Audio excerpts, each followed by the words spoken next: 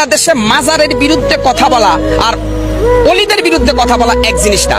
মাজার পূজারী যারা আছে তারা এটাকে বিকৃত করে আমরা অলিদের বিরুদ্ধে বলছি, এই ধরনের একটা প্রপাগান্ডা কিন্তু চালিয়ে দিচ্ছে। এটা হচ্ছে তাদের নেক্সট শুরুতের ধোঁকাবাজি। আমরা আমাদের সম্পর্ক হবে মসজিদের সাথে, মাজারের সাথে না। স্পষ্ট কোরআনে কারিমে আল্লাহ পাক ইরশাদ করেছেন কবরের উপরে বিল্ডিং বানানো যাবে না।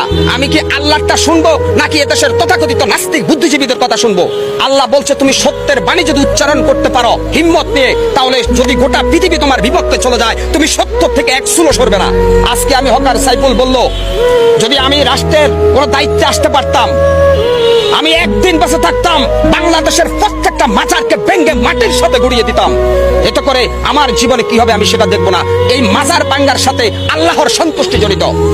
আপনারা মনে করেন মাজারে যিনি শুয়ে আছে উনি হয়তো আল্লাহর জান্নাতে চলে গেছে।